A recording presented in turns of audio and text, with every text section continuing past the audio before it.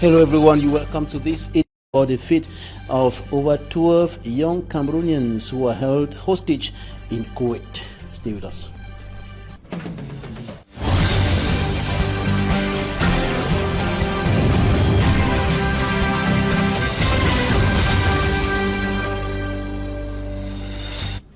Thanks for joining us on this edition of the news. The fate of about 12 Cameroonian girls trapped in slavery in Kuwait remains undetermined as government tarries to take appropriate measures to bring them back home. Meantime, some of them who were held hostage in a camp in Kuwait have arrived the country. Details in this report compiled by Fomi Armstrong Sander. Sidoni and Elizabeth Nanjewase are two of 12 Cameroonian girls who are still in slavery in Kuwait. They, like these 8 others who arrived Cameroon through the Douala International Airport on Sunday, October 14, have been going through what they qualify as hell in Kuwait. The girls, most of whom are graduates, say they were deceived by agents who promised better jobs in Kuwait. Upon arrival, their passports were seized by their Kuwaiti masters, marking the beginning of the nightmare. They were turned into domestic servants, forced to work for more than 17 hours without rest. Their attempts to resist landed them in an inhuman prison, where they say over 30 of them, taxed recalcitrant domestic servants, were detained on 1 square meal a day. A situation in which some have been for many years before the viral video, which brought their misery to the forefront. People of goodwill and non-governmental organizations immediately employed efforts to ensure their release and safe trip back to Cameroon.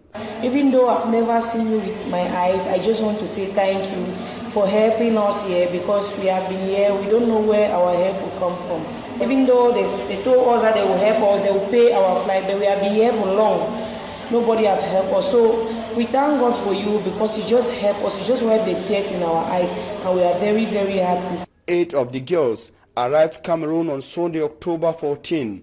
Sidoni is expected in the days ahead, but Elizabeth Nanjewase, though not certain of her fate, is positive. So she will be coming today, but for me, I think when she reach Cameroon, I'll be there also. She and 11 other Cameroonian Streets and protests if the Constitutional Council publish what the coalition describes as fake results of the presidential election. The press conference was interrupted by security officers on the instructions of the divisional officer of the Douala 1 subdivision, and so it was moved from the initial venue to the headquarters of the Network of Human Rights Defenders in Central Africa, REDAC. Details in this report.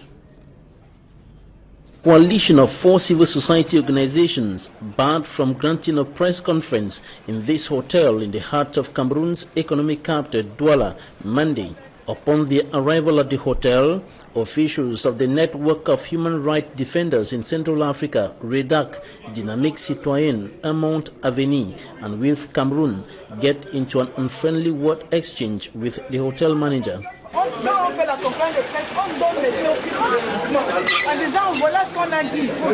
Few seconds later, it takes a rough twist.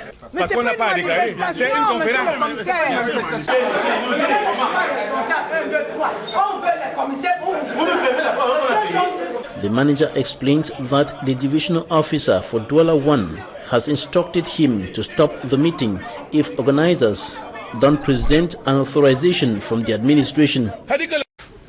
Those who has to give the results of these elections will try to give us fake results.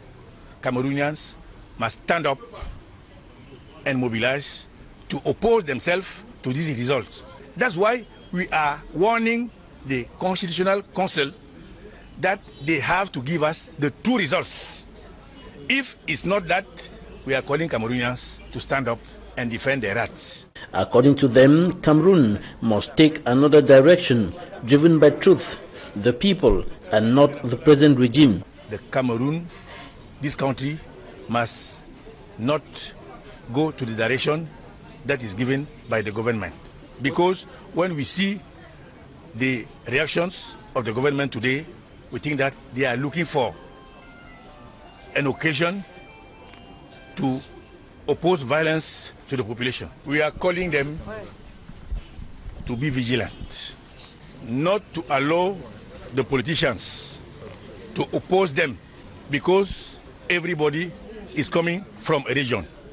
I am first Bassa before being Cameroonian. The others are Bamileke or Ewondo before being Cameroonian.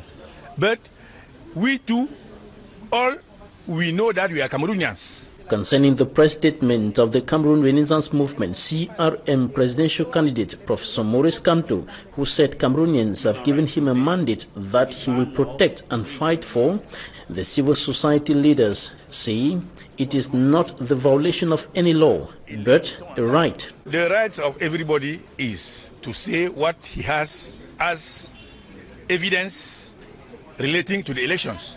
If Kamto has some evidences showing that he has won the election, he has told it. But we know that officially the results are awaited from the Constitutional Council. La violence en ce moment ne peut causer que davantage de trop. Considering the destructive and deadly consequences of violence, the civil society leaders are urging the administration, all election stakeholders and Cameroonians in general to shun all acts of violence, as well as attacks on administrative and press vehicles and the destruction of properties. These are irregularities that marred the presidential election of last Sunday in the Republic of Cameroon, that is Sunday, October the 7th, 2018. And concerning the press statement of Professor Maurice Kamto, presidential candidate of the Cameroon Renaissance Movement CRM political party, who indicated that Cameroonians have given him a mandate that he will fight for and protect right up to a victory. Another political figure, Lawan Bako, has reacted to that statement, condemning the outing of Professor Maurice Kamto. Stelambu reports from Bamenda. Professor Maurice Kamto's declaration, Monday, October 8th, at the CRM party's headquarters in Yaoundé, has been sparking reactions both nationally and internationally.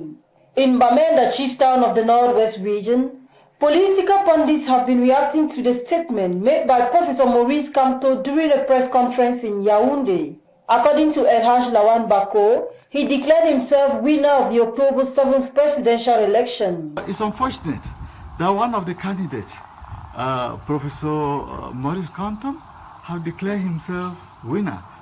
Professor Kamto went into this election, he launched his campaign under the platform of kicking Equinoxe, which means he has premeditated this statement he has just said now, which is wrong within the law. The national chairman of the United Democratic Party and spokesperson for the presidential majority has called on Cameroonians to believe in the state's institutions.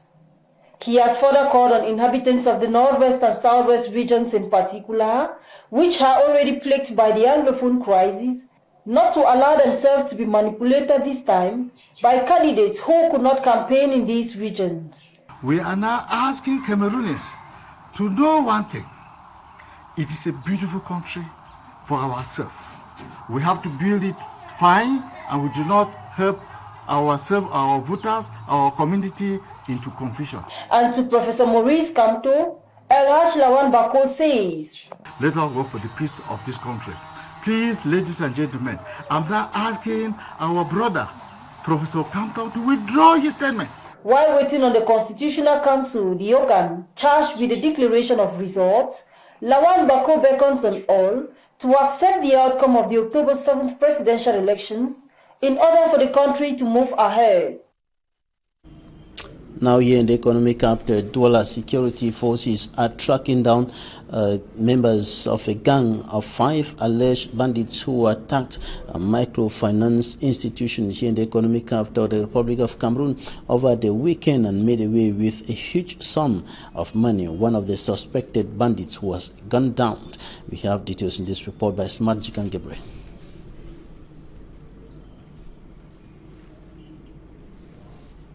Smart Jikan Gebre with this report on alleged bandits who attacked a microfinance institution here in Douala over the weekend and made away with huge sums of money, and the forces of law and order have opened investigations to track down members of that gang of 5. One of them was killed. It was at this microfinance institution that a gang of thieves operated this weekend. Even though the real amount stolen by the thieves wasn't communicated, the cashiers at the microfinance house were surprised at the incident.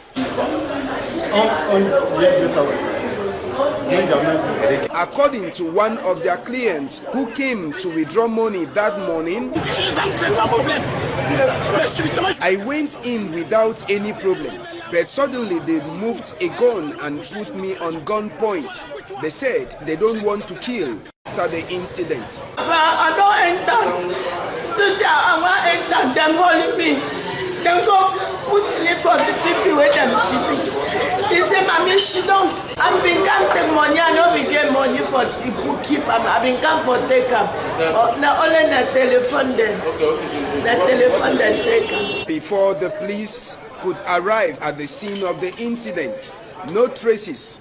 But fortunately, the commercial motorcycle riders pursued the thieves and caught up with one in the Feurouge Besenge neighborhood. He was caught with an automatic pistol that aided him and his colleagues to operate successfully. Before the security forces could arrive, it was already late, as they only transported the body to the mortuary.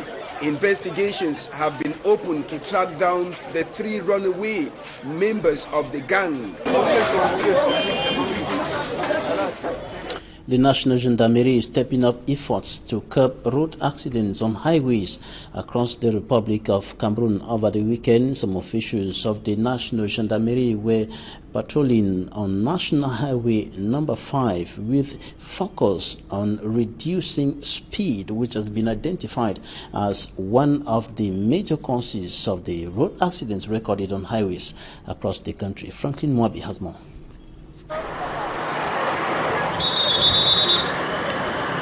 Drivers plying the National Road number 3, Bafoussam to Douala, have had little or no regard for speed per kilometer. But the tables have turned, as this little radar has kept drivers on the road for several hours, as they have to deal with the National Gendarmerie for breaking the speed limit. The radar, handled by an expert, is set to detect overspeeding vehicles and send signals to a nearby gendarmerie base indicating the number plate of the overspeeding car. Apart from the radar, there are military personnel stationed by the road. I think the main action of the National Gendarmerie is just to bring users of the roads to be themselves aware of the danger they can be facing on these roads. Many overspeeding drivers detected by the radar have got a fine to pay at the temporary gendarmerie base. The military personnel by the road also have the duty to systematically check vehicle documents, the vehicle and passengers. This road safety system put by the National Gendarmerie is part of the Anti-Corruption Committee of the military to reduce the rate of road accidents in Cameroon, which has been on the rise since the start of 2018. However, this will only be possible if the military is consistent in carrying out this laudable exercise. Deputy Commander of the Littoral Gendarmerie Légion Boum Bissoue Raymond, leading that operation on National Highway number 5 under the instructions of the Secretary of State for Defense in charge of the National Gendarmerie. Now we talk about the security of school-going kids across the country. It has been noticed that many of them are going to school at serious risk simply because they are not accompanied by their parents or guardians. A case in point in this case, the locality of Lum with Jacquino Moulon and Franklin Mwabe. Security challenges in most towns in the Mongo division due to their proximity to the crisis-hit southwest region has forced parents to accompany their children to and back from school. Insecurity we witness in our country. For the measure of security, we have to accompany our children to school and then make sure that they are in class. The same thing when we come back. When they come back, we come and collect them to the house. However, some parents say they are too busy to fend for the family and at the same time look after their children. They think children should be able to stand up for themselves. This is the reason most children in the Mongol division go to school, be it on foot or on a bike, without their guardian. Though taking care of a child is a daunting task, it is an obligation for parents to ensure the safety of their children, as the first lesson a child should learn in life should come from the parents. Parents, guardians, accompany your school-going kids to school and back in order to ensure their security and safety. And that's it for this edition of the news on Equinoxe Television. Thanks for staying with us. Goodbye.